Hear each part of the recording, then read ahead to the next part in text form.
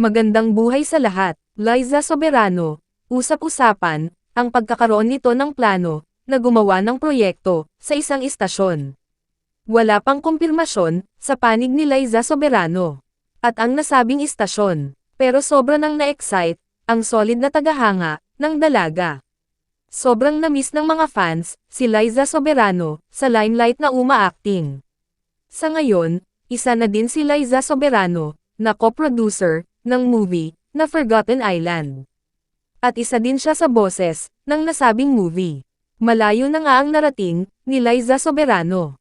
At take note guys, sa husay.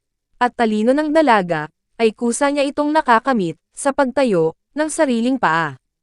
Ang pangarap ni Liza Soberano, ay masasabi nating mahirap abutin. Di basta-basta, pero sa tiyaga, at dedikasyon ng dalaga, ay unti-unti nitong, nakakamit.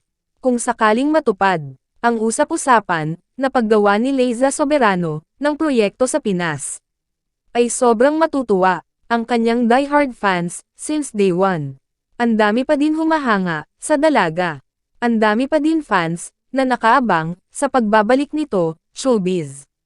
At madami pa ding umaasa, na someday, makapag-work sila muli, ni Enrique Hill. Hindi malayong mangyari yan, dahil marami na din silang, pinagsamahan. At kahit hiwalay na ang dalawa, inamin nila ito, na may contact pa din sila, sa isa't isa. Hindi man madalas, pero magkaibigan pa din naman sila. Ano ang opinion nyo guys, sa balitang ito? Feel free, to comment down. Thank you.